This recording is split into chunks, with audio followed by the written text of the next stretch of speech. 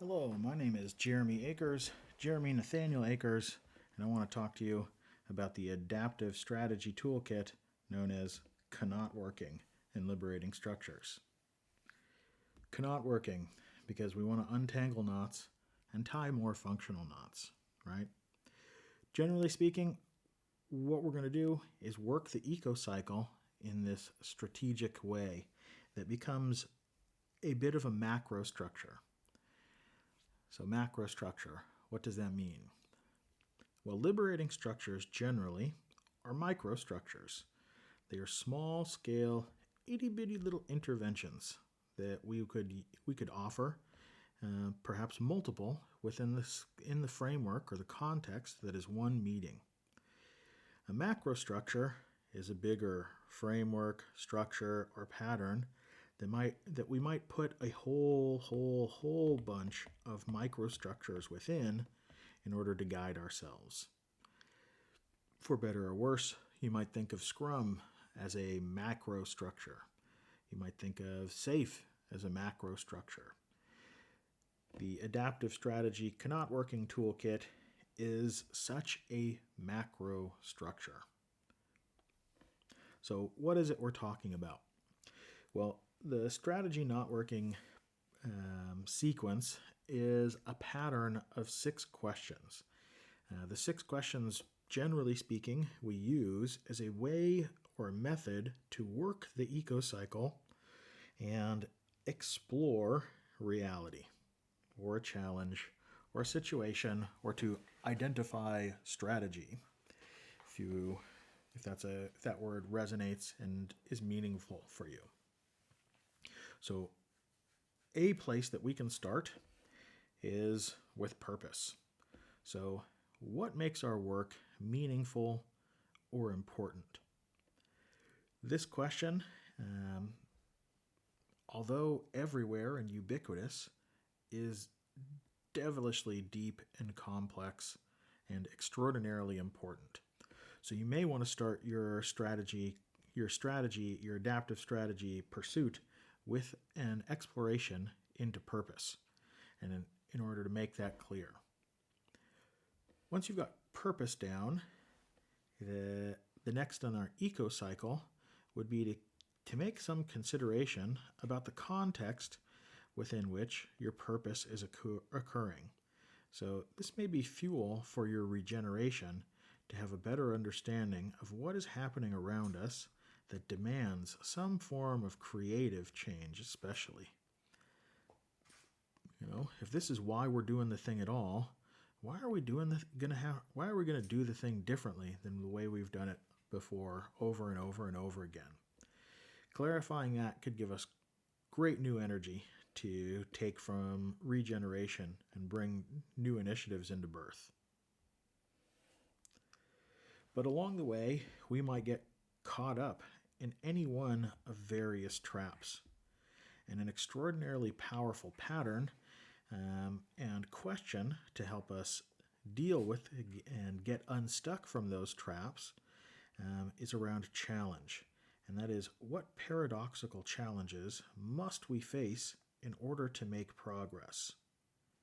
Again, what paradoxical challenges must we face in order to make progress?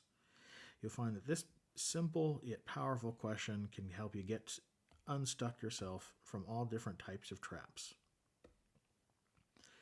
The next question on our exploration has to do with ambition. Ambition can be a great source of clarification for these new initiatives that are in this birth or seedling phase and help upgrade them into maturity. So, given our purpose, once more, and our context, what seems possible in the here and now? Given our purpose and our context, what seems possible now? Clarify that ambition and see where we can go. Once we've got our ambition clear, it's good to think about our path, our developmental arc, going from birth into maturity, and have some form of game plan or some form of agreement about how we're going to act our way towards this future state of our ambition, how are we going to act our way towards the future that enables us to check what's possible as we go, to not get so locked up in executing our plan that we don't realize that it's no longer useful for us. So identify your path. How are we acting our way towards the future, checking what is possible as we go? Once we've got that one clarified, it may be a good idea to actually sort of look back and think about our baseline. So if we know what is causing our need for creative destruction, where are we starting honestly?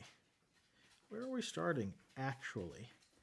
What are the tasks, activities, behaviors, attitudes that are perhaps long in the tooth and due for creative destruction in order to release new energy yet again to achieve our purpose and regenerate and move to maturity? So this question of baseline, where are we starting honestly in order to stop? So these are the 6 questions in the strategy not working practice. We often see them in a sequenced order, whether it's in the Ecocycle or whether it's questions 1 through 6.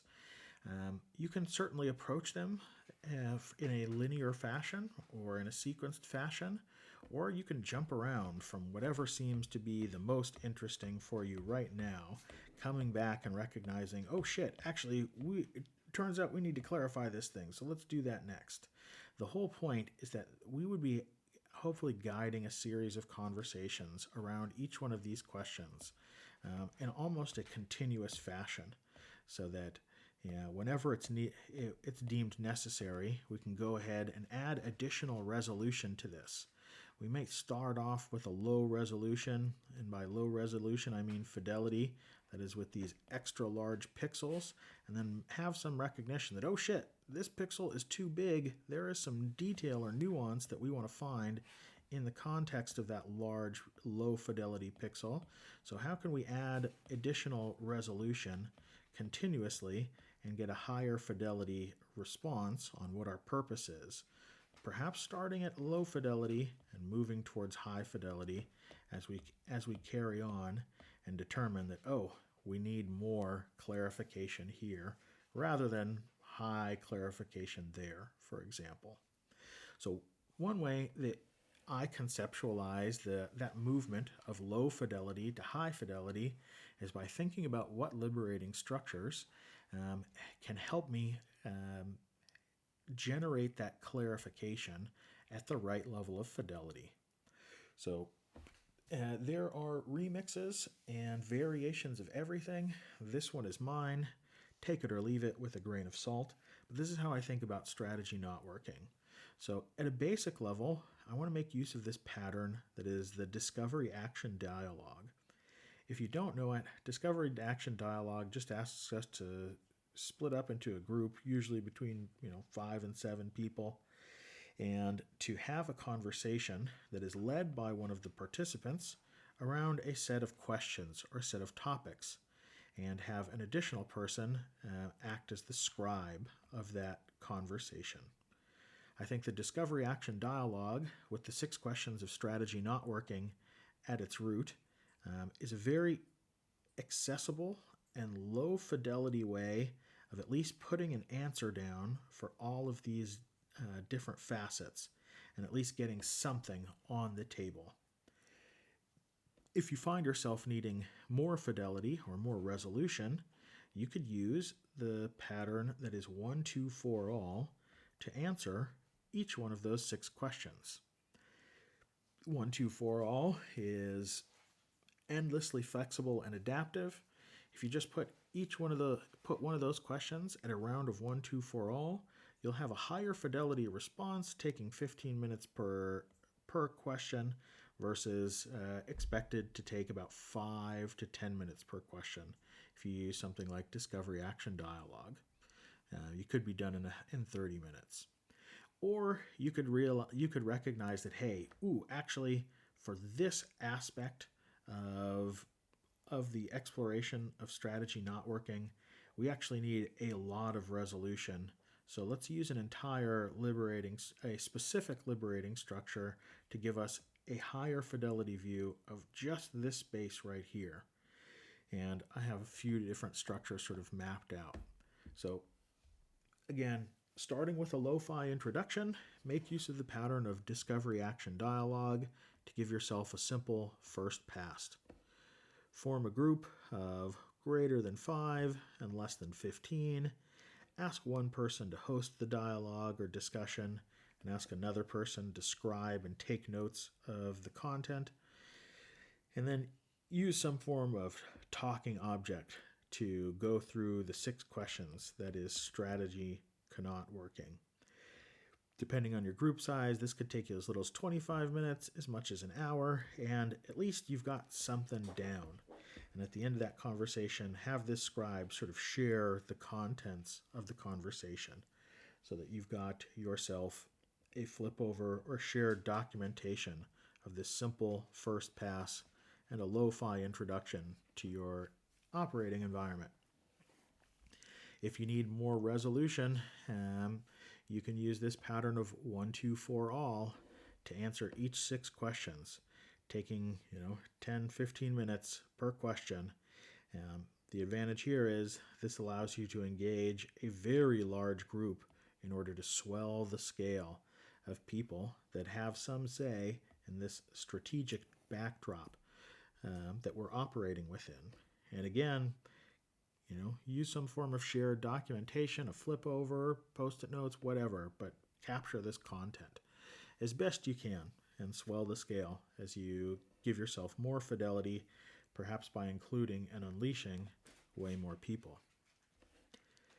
And last but not least, you might want yourself a very high fidelity, high resolution, lots of detail answer to one of these 6 questions. So around your challenge, you may want to use the structure that is wicked questions, or TRIZ, for example, to help identify what paradoxical challenges must we face in order to make progress.